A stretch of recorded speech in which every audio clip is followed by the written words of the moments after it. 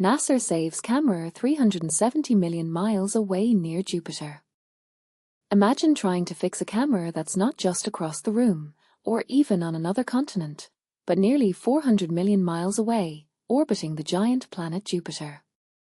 That's exactly the challenge NASA's Juno team faced, and their solution could change how we protect technology in the harshest environments of space.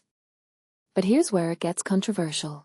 The fix they used is still not fully understood, and it's sparking debate among engineers and scientists alike.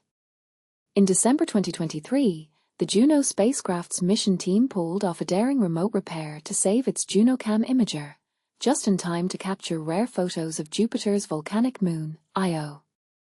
The details of this high-stakes rescue were shared at a major technical conference in July 2024, offering valuable insights for anyone interested in space technology, or in how to troubleshoot when you're light years from a repair shop.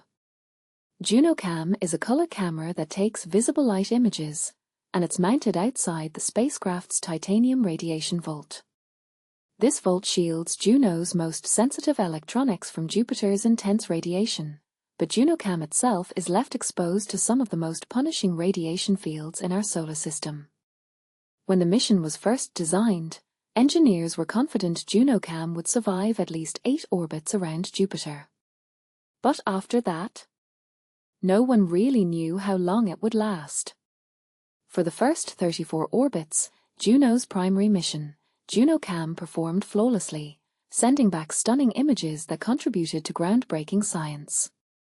But trouble started brewing during the 47th orbit, when the camera began showing subtle signs of radiation damage. By the 56th orbit, almost every image was corrupted, filled with streaks and noise. Here's the part most people miss. Diagnosing the problem from hundreds of millions of miles away is no easy feat. The team suspected radiation was to blame, but pinpointing the exact failure was a huge challenge. Clues suggested a voltage regulator inside JunoCam's power system had been damaged. With few options left, the engineers decided to try a process called annealing, heating the camera's components to a specific temperature, then letting them cool slowly. The science behind annealing is still a bit mysterious, but the hope was that it would repair microscopic defects in the camera's silicon parts. We knew annealing could sometimes help at the microscopic level, but we had no idea if it would actually fix the damage, explained Jacob Schaffner, a JunoCam imaging engineer at Marlin Space Science Systems.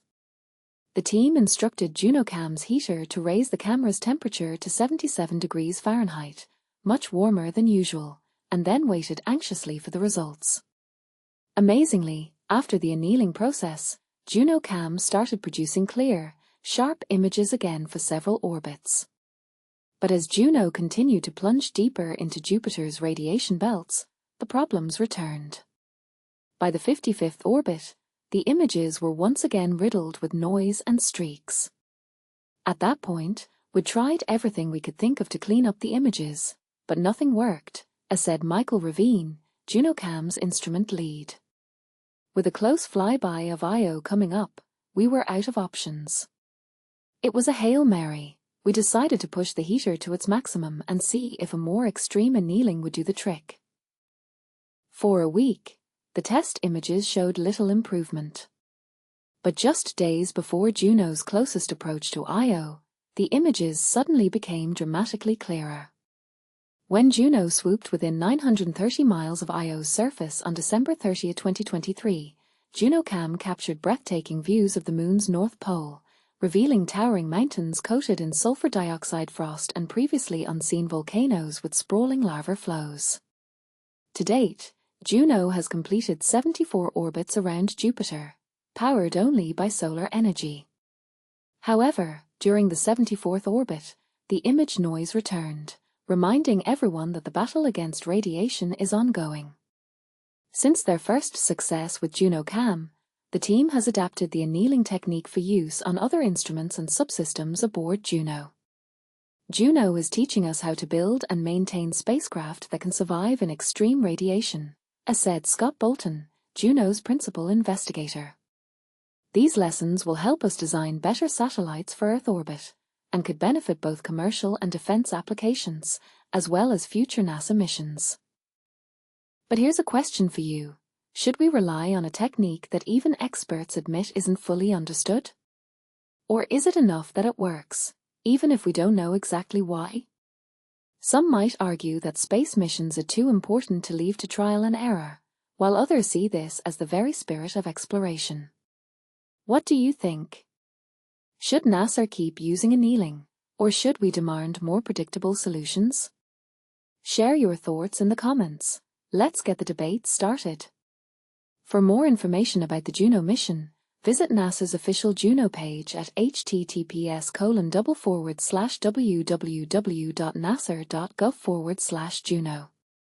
Contact information for media inquiries. DC Eagle, Jet Propulsion Laboratory, Pasadena, California, 818-3939011, a gle@jpl.nasa.gov. Karen Fox Molly Wasser, NASA Headquarters, Washington, 2023581600, Karen.c.fox@nasa.gov, Molly.l.wasser@nasa.gov. Deb Schmid, Southwest Research Institute, San Antonio, 21052222254, dschmid@swri.org. 2025-091. NASA's Ingenious Fix: How they saved JunoCam in Jupiter's harsh radiation. *** revolutionary repair in space. How NASA rescued JunoCam orbiting Jupiter ***. In August 2011, NASA launched the Juno spacecraft as part of its New Frontiers program, embarking on what was initially planned as a 7-year mission, which included a nearly 5-year journey to reach Jupiter. Thanks to a mission extension, Juno is now in orbit around the gas giant, enabling the collection of extensive scientific data through its various instruments for many more years. The Hail Mary that saved NASA's Juno camera from Jupiter's radiation hell. ** surviving Jupiter's radiation isn't supposed to be possible, yet one small camera just refused to die.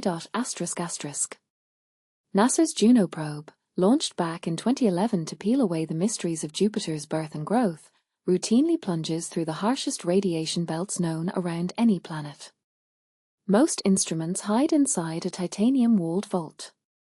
JunoCam, however, a modest color camera meant mainly for public engagement snapshots, sits outside that bunker, fully exposed.